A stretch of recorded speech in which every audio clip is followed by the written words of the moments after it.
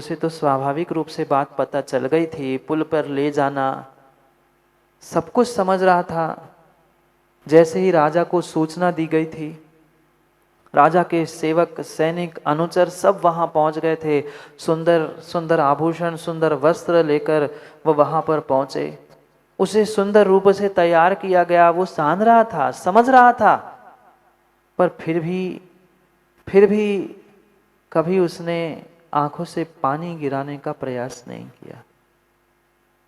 और बिना रोता हुआ मौत के सामने जाने वाले उस बालक को देखकर पूरा नगर, पूरी प्रजा तो आश्चर्यचकित थी ही, पर राजा यही बात पूछ रहा था, ये क्या है?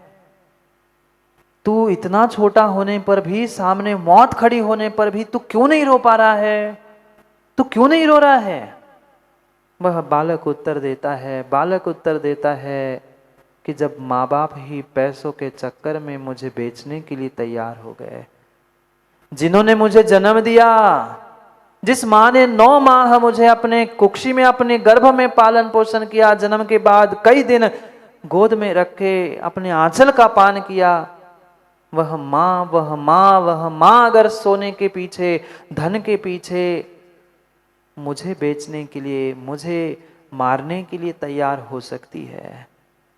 जो पिता पुत्र को संभालता है, उसकी परवरिश करता है, बड़ा करता है, सब कुछ देता है, वो पिता हाथ पकड़कर बलि स्थान पर मुझे ले आता है।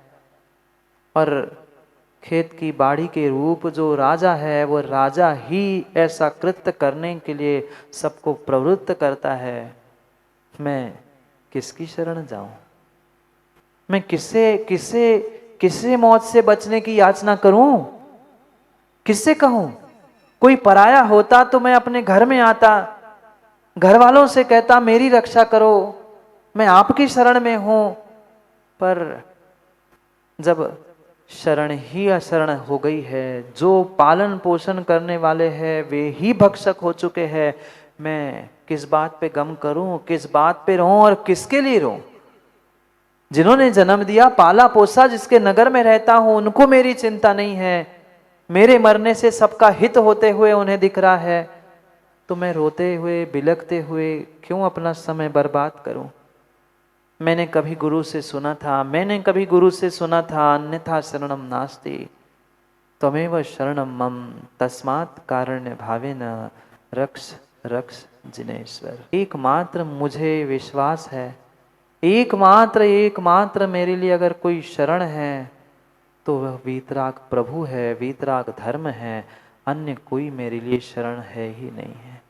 हो सकता है मेरे आयु का समय इतना ही होगा, इतनी ही आयु में लेके आया होऊंगा, और अब मरना जब निश्चित है, सबने, माता पिता ने जब बलि चढ़ाने के लिए सजा कर यहाँ ले आए हैं, वह राजा स्वयं बलि चढ़ाने के सामने खड़ा है, मैं किसके लिए रोऊं और क्यों रोऊं?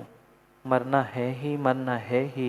मैंने इस संसार की अशरणता को जान लिया, पहचान लिया, और अब मैं मात्र प्रभु की शरण को प्राप्त होते हुए इस पर्याय की इति करना चाहता हूँ। क्योंकि मरना पक्का है, सामने मौत है, और मौत का तमाशा देखने के लिए इतनी सारी भीड़ इकट्ठी हुई है।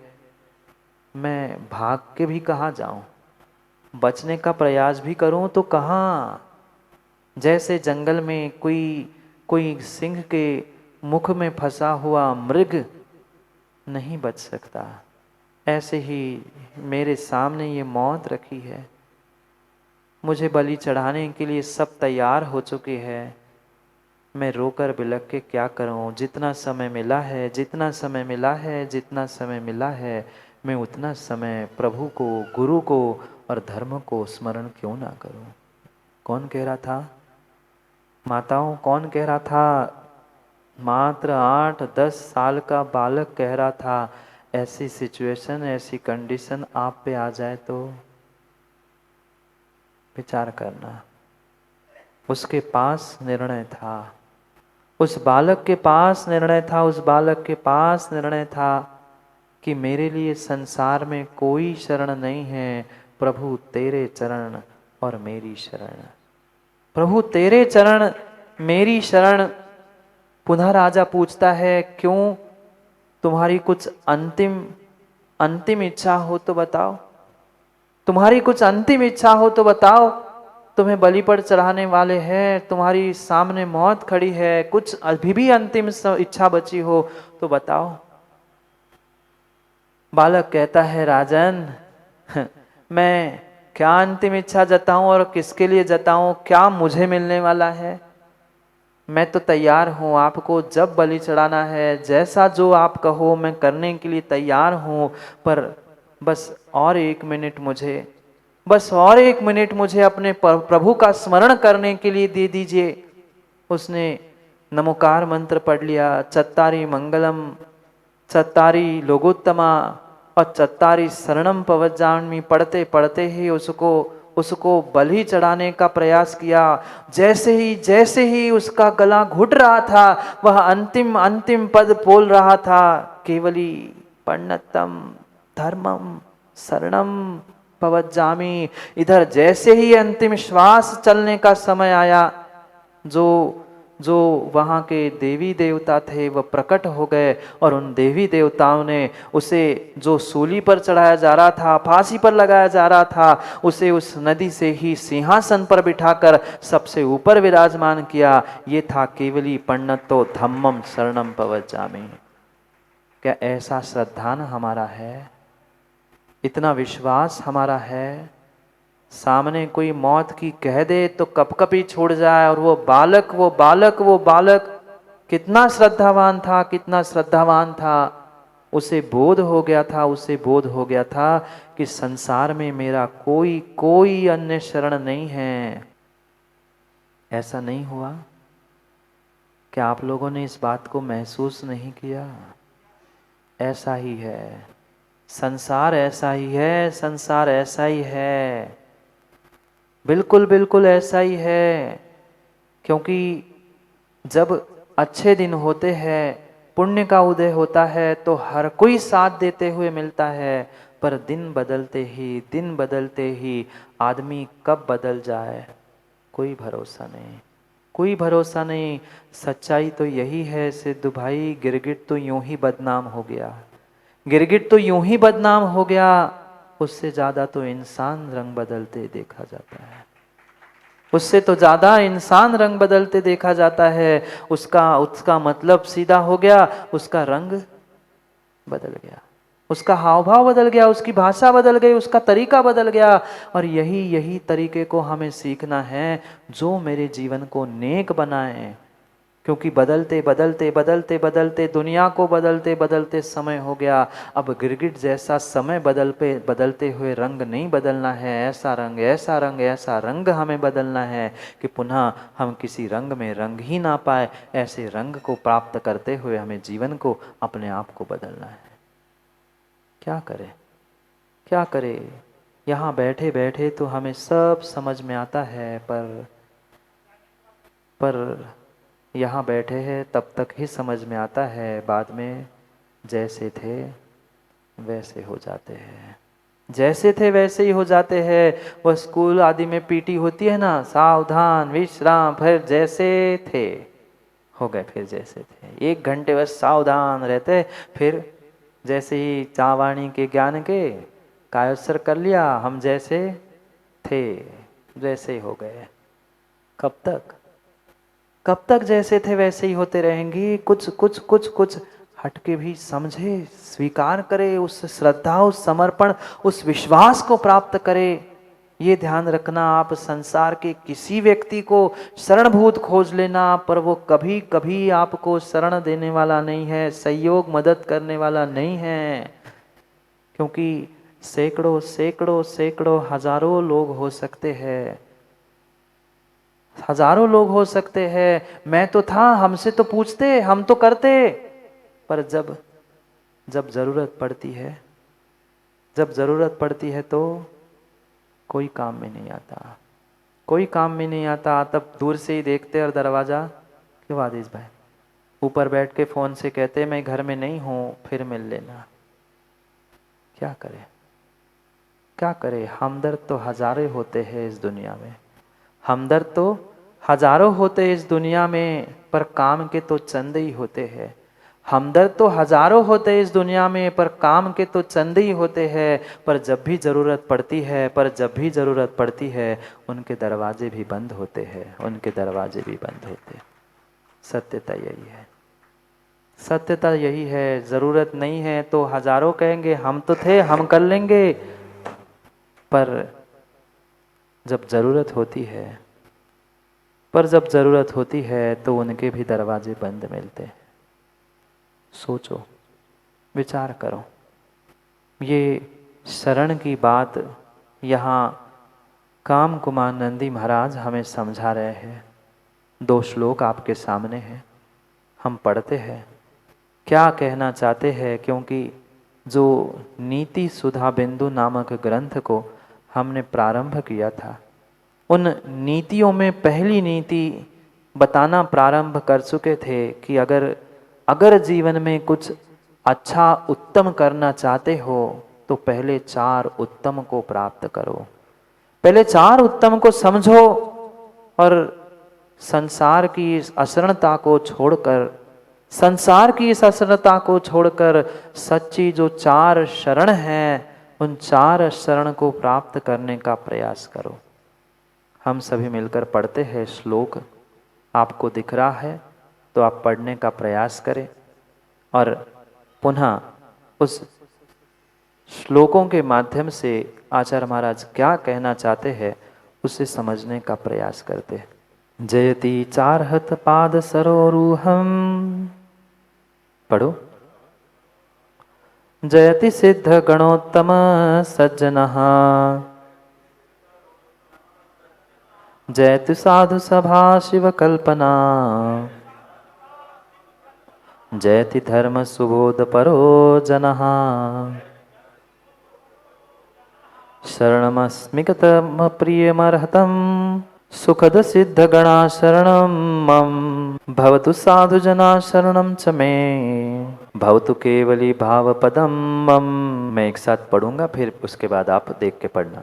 जयति चारहत पाद सरोरुहम, जयति सिद्ध गणोत्तम सज्जनः, जयतु साधु सभा शिव कल्पना, जयति धर्म सुबोध परो जना, शरणमस्मि गतः प्रियमर्हतं, सुखद सिद्ध गणा शरणं मम, भवतु साधु जना शरणं च मे, भवतु केवली भाव पदम मम। पढ़ो, इतनी अच्छी बात कह रहे। शरणमस्मि गतः प्रियमर्हतं, जो अरिहंत भगवान की शरण को प्राप्त होता हूँ। कौन?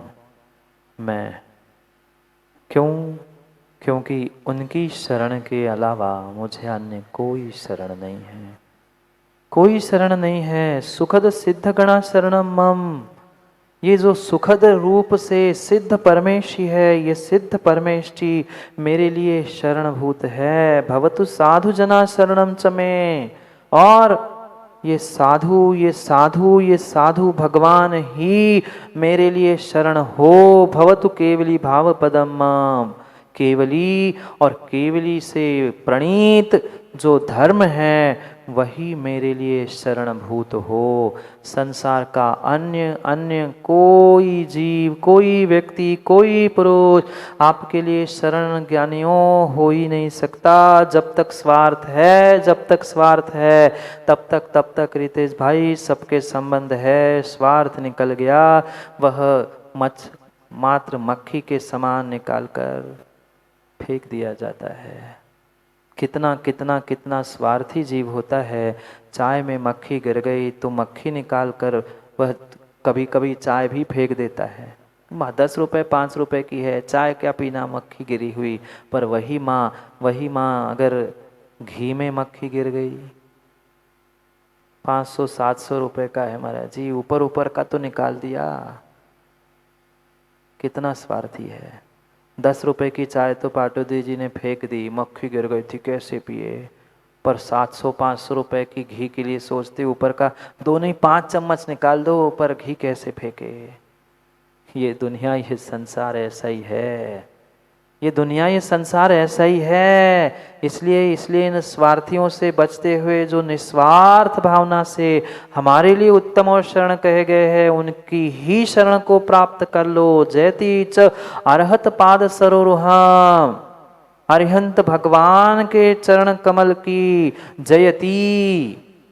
जैसे ही उस बालक की अंतिम श्वासें चलने लगी और देवताओं ने, वहां के स्थानीय देवताओं ने जैसे ही उसे सिंहासन पर बिठा दिया, जय जयकार का घोष होने लगा। जय हो वीतराग धर्म की जय हो, जयति अरहत पादरोह सरोरुहम। जय हो अरिहंत भगवान की, जयति सिद्ध गणोत्तम सज्जना। जय हो सिद्ध भगवान की, जयति साधु सभा शिव कल्पना। जय हो उन साधु भगवंतों की जो मोक्ष के अभिलाषी है, जो शिव की यानी मोक्ष की कल्पना करते हैं। जय तु धर्म सुबोध परो जनहा। जय हो उस मनुष्य को, जय हो उस धर्म को, जो मनुष्य उस धर्म की शरण को प्राप्त करता है। उस मनुष्य की भी जय हो, उस जीव की भी जय हो, और उस धर्म की तो जय हो ही हो। धर्म सुबोध परो, जो सुबोध देने वाला है, सब में ज्ञान देने वाला है,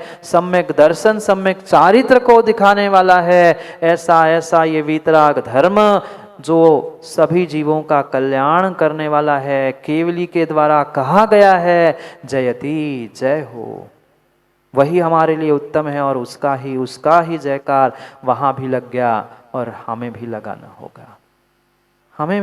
होगा। जीवन का कितना ही माँ काम बिगड़ क्यों ना जाए, जीवन इधर का उधर क्यों ना हो जाए, पर ये ध्यान रखना, कभी मिथ्यात्व में पहुंचने का, मिथ्यात्व का पोषण करने का, मिथ्यात्व की अनुमोदना करने का प्रयास मत करो।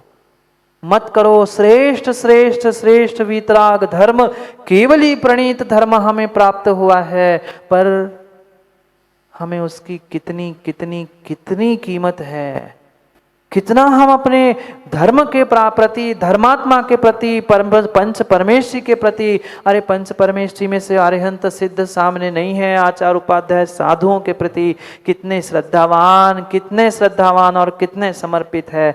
हम अपने आप से स्वयं से पूछे, आगे फेंक नहीं, हमें जीवन को नेक करना है। इसलिए समय पर पुनः समय की बहुत सारी बातों को, जीवन बदलने वाली उन नीतियों को यहाँ समझने का प्रयास करेंगे, क्योंकि समय पे किया गया काम समय को दिलाता है। बोलिए भगवान महावीर स्वामी।